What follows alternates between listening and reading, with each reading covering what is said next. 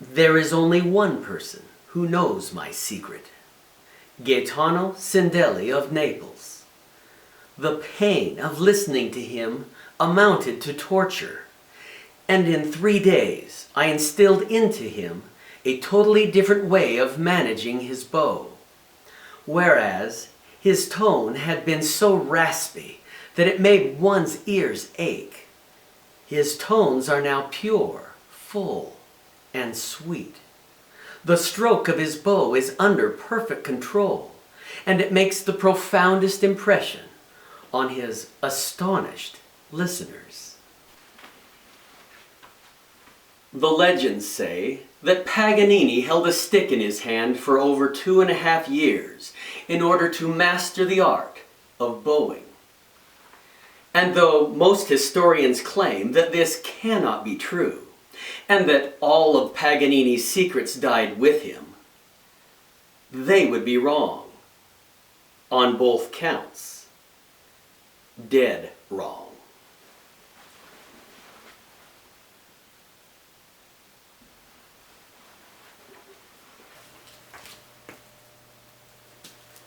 Paganini not only lived with a stick in his hand, he shared the valuable secrets he learned with 2 students, Gaetano Ciandelli in 1819 and Camillo Sivori in 1822.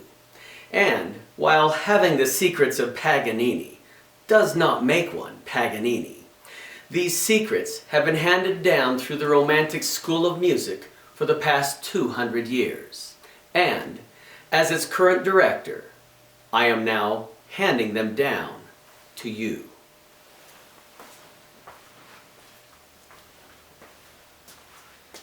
This video contains information for both the beginner and the virtuoso, yet none of it should be considered too simple or too advanced by anyone.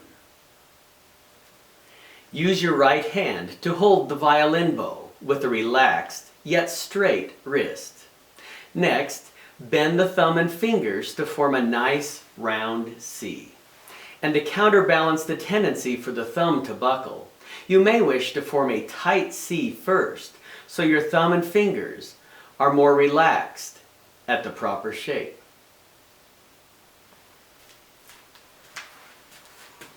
The tip of the thumb is placed in the gap between the grip and the frog, while the hand is rotated to about 45 degrees. Finish off by slightly spreading the fingers and allowing them to fall naturally into place on top of the bow.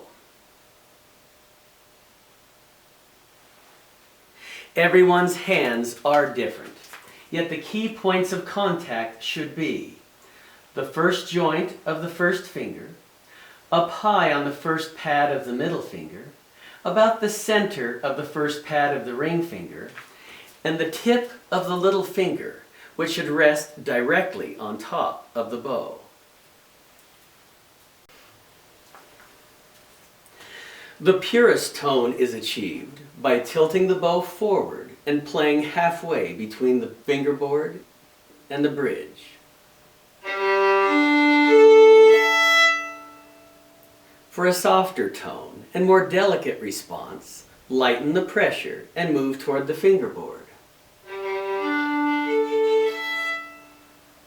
As more volume is required, increase the speed and pressure, flatten the hair, and move closer to the bridge. Add staccato, spiccato, and a few other bowing techniques, and this is as far as most musicians ever go. Yet the Romantic school of music does not believe in holding anyone back. And even if this is the first time that you have ever held a violin bow in your hand, let's go all the way. Even if your only audience will ever be yourself, the music might as well be beautiful, and you might as well achieve the highest level of performance, since you have to put forth the effort anyway. You see, to the romantic, the purpose of a violin bow is not merely to draw 157 hairs across a silver-wound purlon string to make notes, but to breathe life into the instrument. And with that life, an entirely new world of sounds and emotions. Practicing hard and impressing the audience with your technique is one thing, but making that same audience weep with joy is another. It's the difference between your family and friends putting up with your music or passionately embracing it. Up bow, down bow. It's really that easy. Not. Yet it's not as difficult as everyone almost always makes it, if we now apply the secrets of Paganini one by one.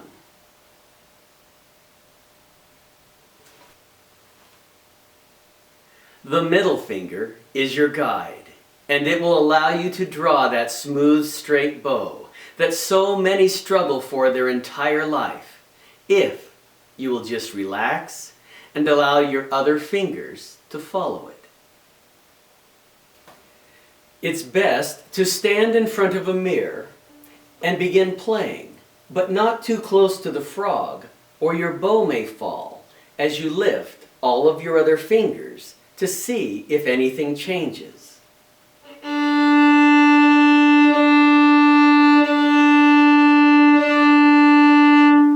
Amazingly enough, nothing should. Yet, even for the professional, the results of this simple test can be drastically good. Because if the scroll is held too high, the bow will creep toward the bridge, or too low toward the fingerboard. And if the bow is not drawn straight, it will move back and forth with each stroke of the bow.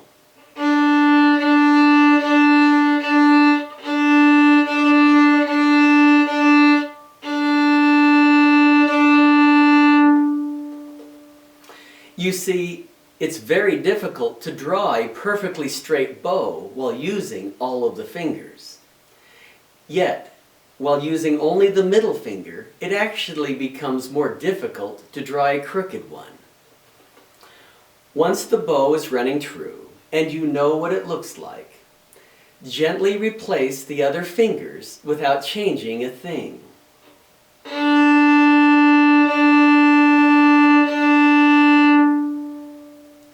Never fight the middle finger.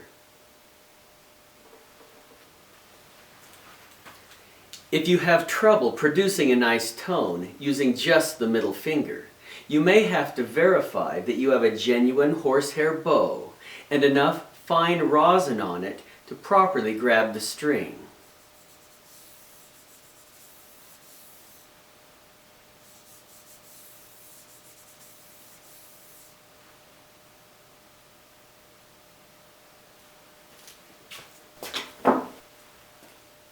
The little finger lightens the pressure and adds finesse to the music, while the index finger adds power and dynamics.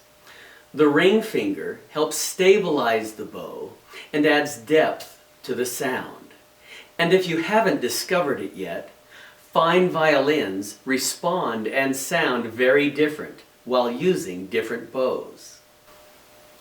But regardless of the bow, it is the natural tendency for everyone to play softer at the tip and louder at the frog, which makes perfect sense when we stop to realize that the weight of the hand and the arm are directly above it. Yet an entire world of additional expression becomes available when we learn to do just the opposite. The intensity of a delicate phrase near the frog can be stunning and awakening, while a dramatic phrase near the tip can be profound. But for now, in order to draw a full bow with even volume, you must push down with the little finger while approaching the frog, and down with the index finger when approaching the tip. To achieve those flowing, passionate phrases and eliminate the tendency to saw back and forth, as most beginners do. When the wrist changes directions, it must move as though being pulled by a delicate, invisible string. Now it's your job to bring these two secrets together by practicing until you gain complete control at the highest level, under all circumstances, speeds, and bowing techniques, until your fingers flow like silk while maintaining all of their landmark positions. Of course it's impossible. In fact, you might as well give up now, since most musicians practice their entire life only to become what Paganini would consider a second-rate hack. Which, of course, brings us to the heart of Paganini's secret.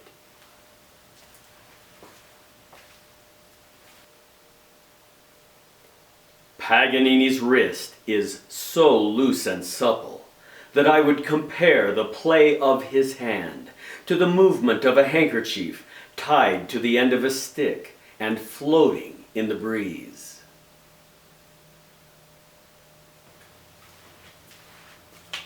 Just like the wide receiver who sleeps, eats, and showers with his football in his hand, Paganini did live with a stick in his hand for over 2.5 years.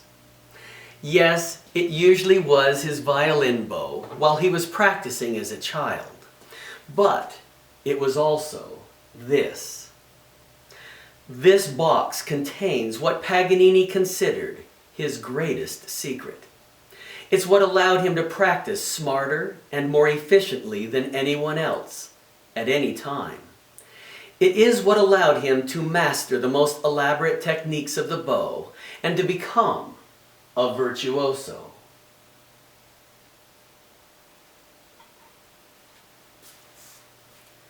The real secret is what he did with it.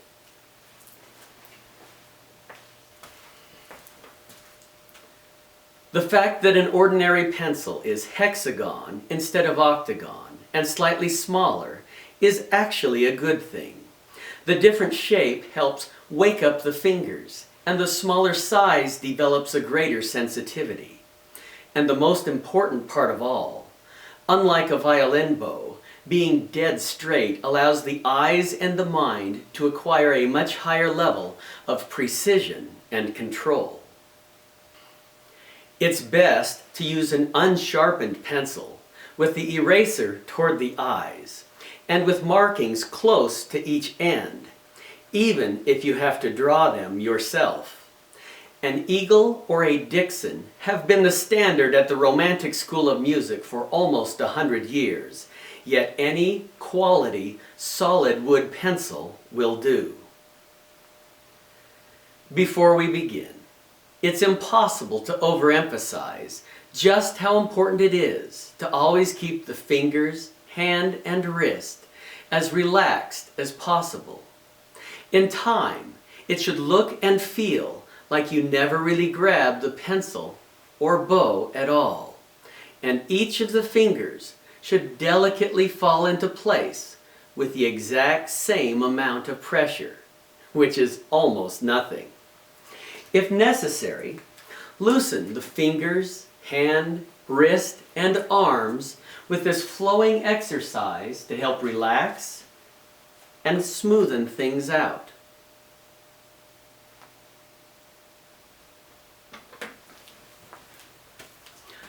Okay, this is it. Whatever you do, whenever your pencil moves, the label must not rotate, and the stick must move in a smooth, perfectly straight line, as though it were built on rails. Most of your practice will be in the posture of playing the violin, yet try everything.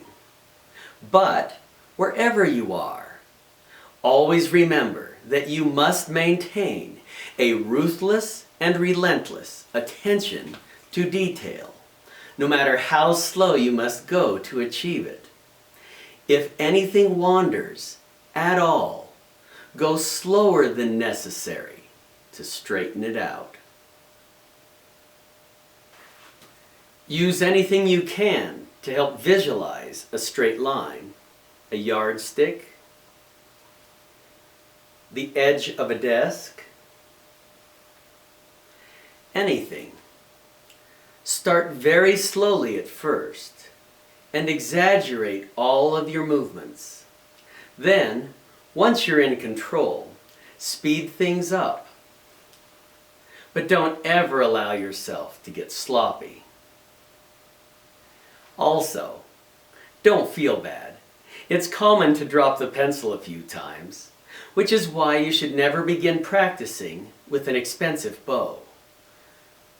But when you do, you'll be amazed, just like Gaetano Ciandelli, at how quickly your tone improves.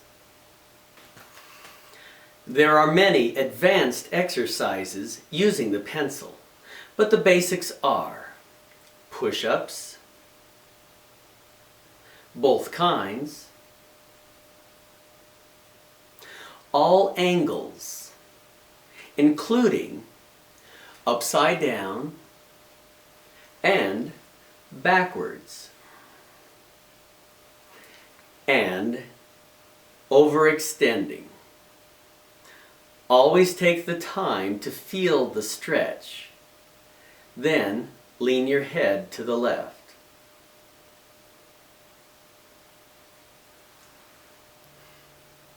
The full benefit of this stretch takes time. Yet, while most people never reach the tip of a properly drawn bow, you should be able to extend 4 inches beyond it.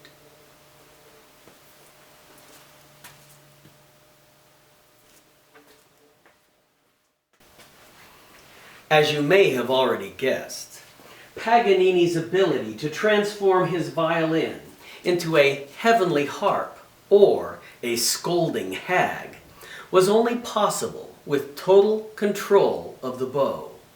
Yet, as musicians, each of us is unique, and Paganini shared many other secrets in those 3 days that can be just as important to each of us. That is why the Romantic School of Music has decided to share all of them with you as soon as time permits. They include memorize everything and why. Every note must have a life of its own. How to become one with the metronome. How to play unbelievably fast. How to boom in the largest concert hall. And how to sway the crowd. Which of course brings us to what I consider to be Paganini's 3 last and greatest secrets, especially for the romantic. Chapter 23.